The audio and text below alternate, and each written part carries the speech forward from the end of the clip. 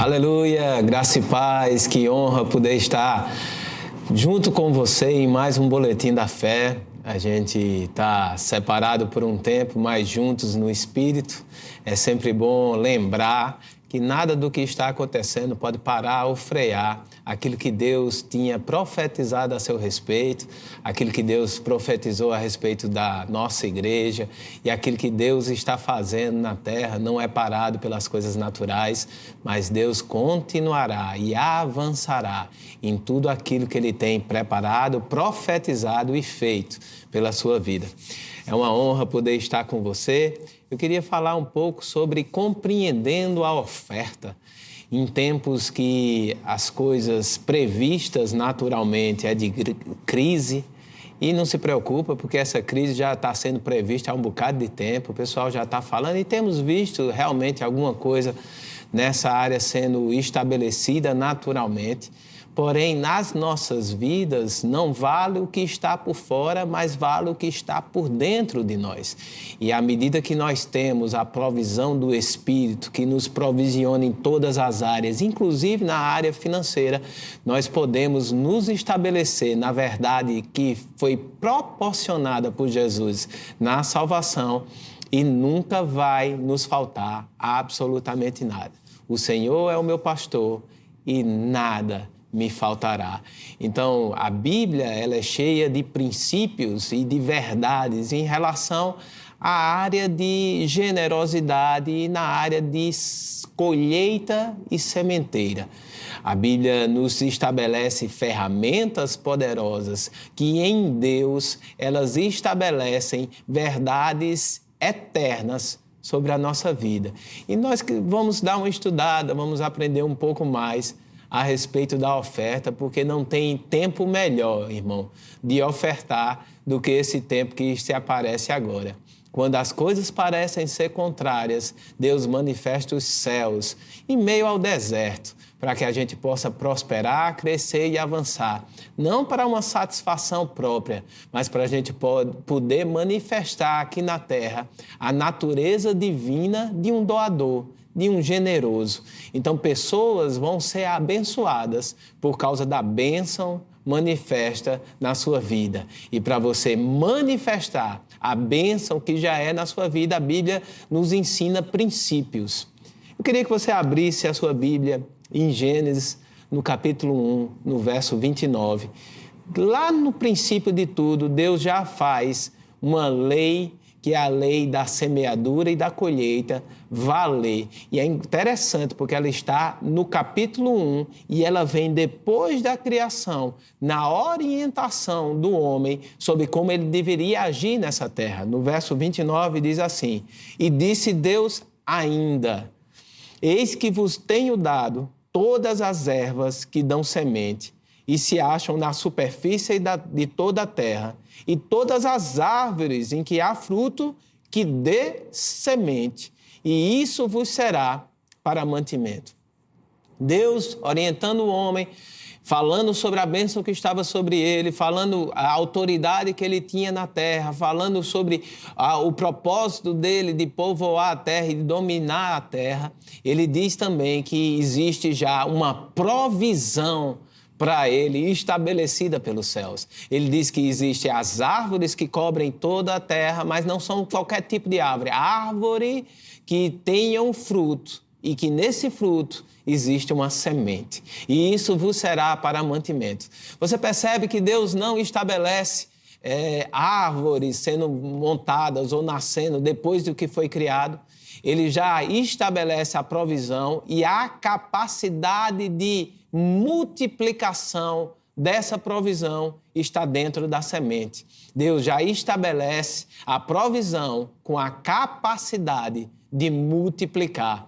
Então, a semente nada mais é do que a provisão divina para a multiplicação. E o que era necessário para o homem? O homem precisava identificar o que era fruto e o que era semente, para que ele pudesse multiplicar aquilo que Deus tinha provisionado para ele. Então, a lei e o princípio, ele existe desde o começo. E ele é estabelecido também junto com Noé. Quando ele desce da arca, Deus fala de novo a Noé e estabelece princípios. E no capítulo 8 de Gênesis, capítulo 8, vai um pouco mais adiante, capítulo 8, no verso 22, ele diz assim: enquanto durar a terra, não deixará de haver sementeira e seiva, frio e calor, verão e inverno, dia e noite. Aquele princípio criado, aquela lei que ele criou em Gênesis no capítulo 1, ele diz, olha, está tudo mantido em Gênesis capítulo 8. Apesar do dilúvio, apesar de estar começando tudo do zero, pelo menos a questão dos animais e tudo que estava, permanece o princípio da colheita e da semeadura. Semeie e colherá. Semeie e colherá. O que é que Deus está dizendo aqui? O princípio do poder da semente, ele permanece. Existe um poder na semente que manifesta a provisão. Então, quando nós possuímos uma semente, essa semente ela não deve ser utilizada para o nosso consumo ou para o nosso benefício. Hoje, porém, ela deve ser plantada para um benefício futuro se manifestar. Quando falamos de sementeira e seiva, nós podemos dizer, mas pastor, ele está falando aqui de princípios naturais. É óbvio que ele está falando de uma semente de uma planta que vai ser plantada. E eu posso até concordar com você que o texto diz isso, mas a aplicabilidade do princípio da lei, a Bíblia nos amplia essa aplicabilidade também em questão das nossas finanças. Olha só o que fala em 2 Coríntios, no capítulo 9, a partir do verso 6. Diz assim, e isto afirmo.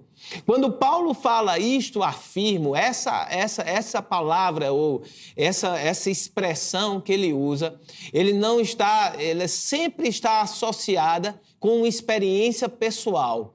Quando ele é usada essa expressão, ela sempre está no original, sempre associada com uma experiência pessoal. Eu não afirmo porque eu acho, eu não afirmo porque alguém me falou, eu não afirmo porque talvez seja assim. Eu afirmo porque eu pude provar e sei com a minha própria experiência que isso é verdade. Então, Paulo disse, isto afirmo, aquele que semeia pouco, pouco também ceifará, e o que semeia com fartura, com abundância também ceifará. Cada um contribua segundo tiver proposto no coração, não com tristeza ou por necessidade, porque Deus ama a quem dá com alegria. Se você for ler 2 Coríntios capítulo 8, eu lhe estimulo a você fazer isso. 2 Coríntios no capítulo 8, 2 Coríntios no capítulo 9, você vai ver o que ele está falando aqui. É de uma oferta alçada que estava sendo recolhida na igreja de Coríntios para o povo em Jerusalém que estava precisando. Então, estamos falando sim de dinheiro. E Paulo está pegando aquele princípio, aquela lei divina estabelecida lá em Gênesis e está fazendo uma aplicabilidade à generosidade daquela igreja. E ele diz, olha, quando você planta, você colhe, isso é uma lei. E essa lei, ela é tão real, meu irmão, mas tão real que nem crente você precisa ser para utilizar dessa lei. Tem gente hoje aí no mundo que existe um coração generoso em dar e eles fazem muitas ofertas e eles colhem das ofertas que são feitas. Então, o princípio de lei vale para quem é e quem não é crente. Porém, se você for crente, se você for cristão, você vai pegar uma lei divina e vai extrair o máximo que ela pode extrair com o propósito correto. Qual é o problema do povo que está no mundo, mas é generoso? O propósito está corrompido. E quando o propósito ele é alinhado a Deus, a coisa começa a fluir divinamente ou celestialmente. Preste atenção.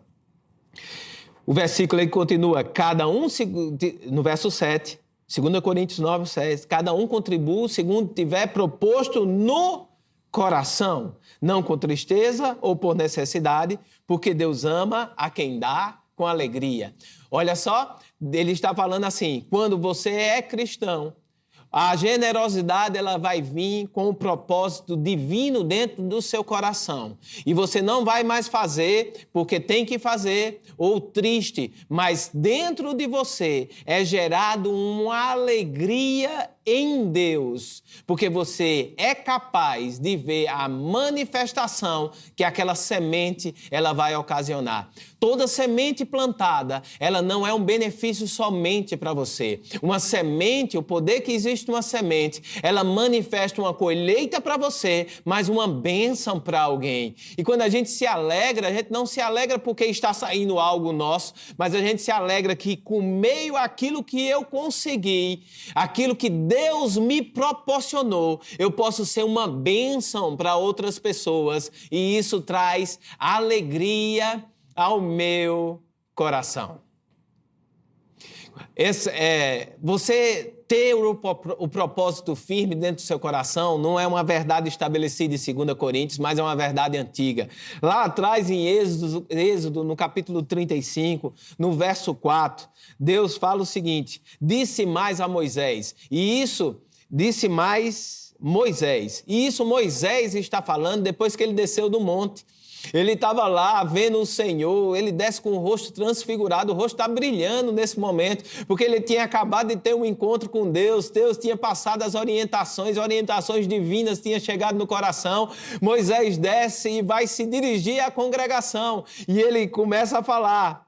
Disse mais Moisés a toda a congregação e os filhos de Israel, esta é a palavra que o Senhor ordenou, dizendo, tomai do que tendes uma oferta para o Senhor, cada um de coração disposto voluntariamente trará por oferta ao Senhor ouro, prata, bronze e continua dizendo, especificando aquilo que deveria ser dito.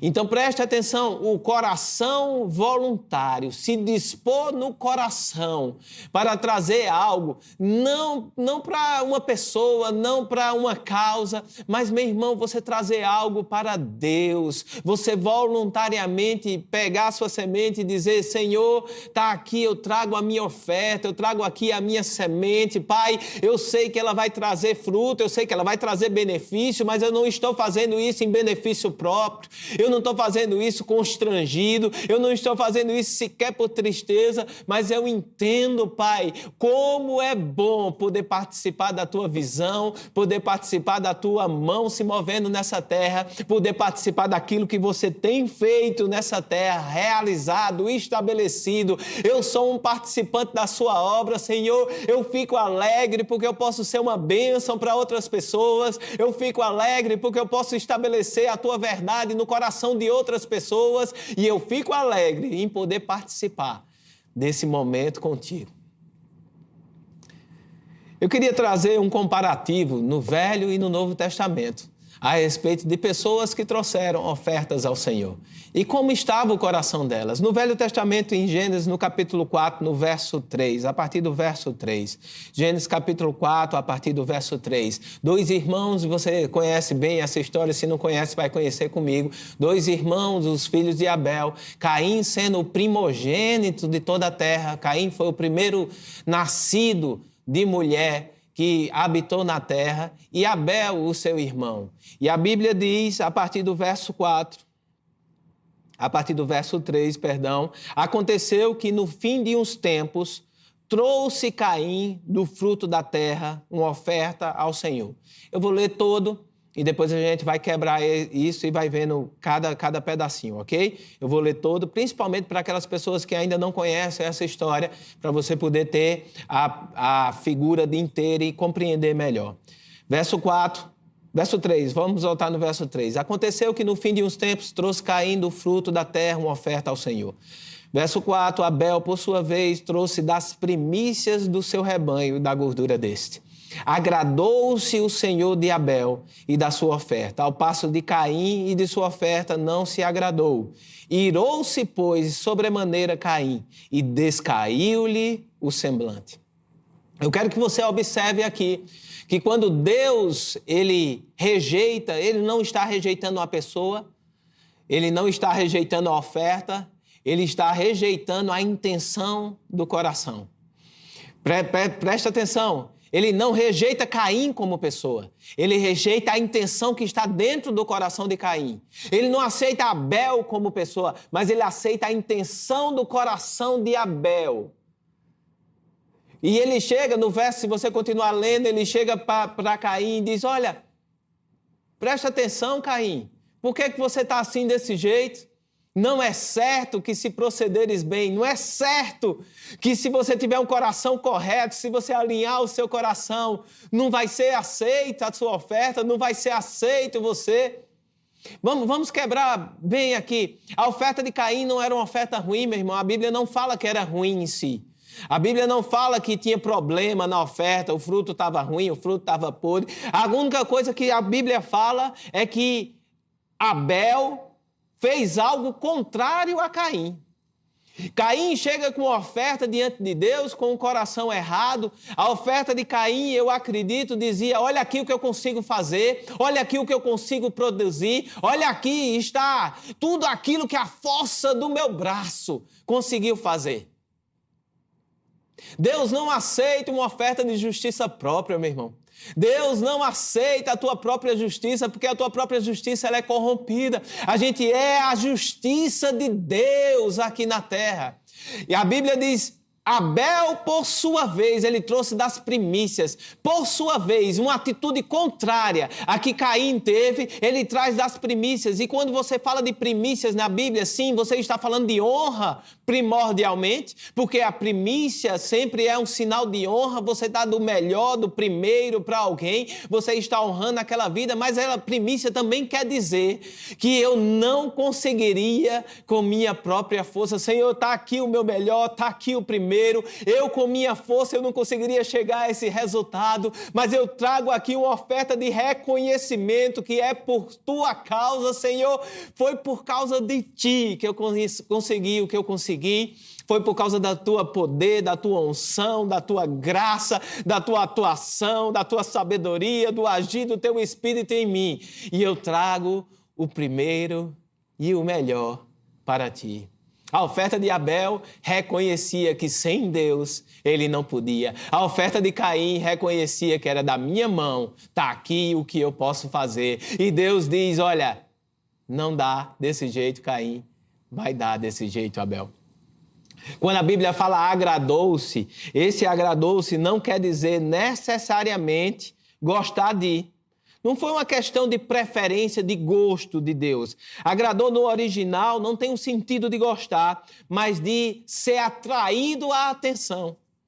A nossa oferta, meu irmão, quando é uma oferta de reconhecimento a Deus, com o coração correto, dizendo, Deus, sem ti eu não posso, atrai a atenção de Deus para aquilo que está sendo ofertado. Abel atraiu o coração de Deus por causa da oferta de dependência que ele ofertou a Deus. Eu dependo de ti, Senhor. Eu dependo de ti. Era isso o que a oferta de Abel estava dizendo. Em Lucas, no capítulo 21, a gente vai ver uma passagem no Novo Testamento que também fala de ofertas. Lucas, no capítulo 21, no verso 1, fala desse jeito. Verso 1. Estando Jesus a observar, viu os ricos lançarem suas ofertas no gasofilácio. Se você for no texto, se eu não me engano, de Marcos, ou é Mateus, ele diz assim, depois eu posso te passar esse texto, não anotei aqui. Mas ele diz que, em outra passagem, ele diz que eram grandes quantias de dinheiro depositado. E ele continua, diz, viu também certa viúva lançar ali 2 pequenas moedas. E disse, verdadeiramente vos digo que esta viúva pobre deu mais do que todos, porque todos esses deram como oferta daquilo que lhes sobrava. Esta, porém, da sua pobreza, deu tudo que possuía, todo o seu sustento. Você está vendo aqui como o coração foi a diferença entre uma coisa e outra. Jesus, ele estava a observar. Quando Jesus observa, ele não observa, meu irmão, aquilo que é aparente, porque se fôssemos observar simplesmente a aparência externa, nós estaríamos vendo ricos depositando grandes quantias de dinheiro. Mas quando a gente olha aqui Jesus observando, ele está observando algo mais precioso ou superior àquilo que é externo. Jesus estava olhando o coração e estava vendo ricos depositarem aquilo que sobrava, aquilo que não custava nada para eles, aquilo que estava sendo apenas uma manifestação para outras pessoas verem o quão generosos talvez eles fossem. Mas aquela viúva, o coração dela estava dizendo: Senhor, eu dependo única e exclusivamente de Ti. Eu não tenho ninguém por mim, isso é o que é ser uma viúva. Ninguém está me sustentando, mas a Tua mão me sustenta, me conduz e me faz crescer e prosperar. A oferta que você traz e lança ao Senhor, ela manifesta o seu coração. Podemos atrair a atenção de Deus com as ofertas que nós trazemos para Ele e podemos manifestar dentro de uma oferta o quão o nosso coração está errado. Ajuste o seu coração, meu irmão. Faça com que as suas ofertas manifestem aquilo que Deus é. Seja uma bênção na vida de pessoas. Seja uma bênção na vida de ministérios. Seja uma bênção na igreja que você está plantado. Seja uma bênção e manifeste céus quando você for ofertar a alguém. Os céus se manifestarão na sua vida quando você for céus na terra, na vida de alguém. Senhor Deus e Pai, nós te agradecemos por essa oportunidade santa e rica de poder te manifestar com aquilo que temos e possuímos, Senhor. Entendemos que o que tem chegado na nossa mão não é fruto do nosso trabalho, da nossa sabedoria, do nosso entendimento, mas é a Tua capacitação e a Tua mão se movendo em nós, nos fazendo prosperar e adquirir riquezas. Nós te agradecemos e oramos por mais sabedoria na nossa vida, Pai, para administrar aquilo que chega na nossa mão, entendendo que Tu és o nosso provedor e a nossa fonte e sabendo que dentro do nosso coração sempre vai ter espaço para que a Tua voz nos comande a agir, ofertar, manejar e manusear aquilo que nos é confiado por Ti, Senhor. Te damos graças por entendimento e sabedoria na vida de cada irmão, para que ele possa identificar a semente e para que ele possa ser uma bênção onde quer que ele chegue. Te damos graças no nome poderoso de Jesus. Amém e amém. Amamos vocês. Não esquece de dar o teu like, não esquece de compartilhar, não esquece de se inscrever, ativar o sininho, não esquece, porque bênçãos maiores chegarão na sua casa com palavras inspiradas por Deus. Você é uma bênção, estamos com saudades, fique em paz.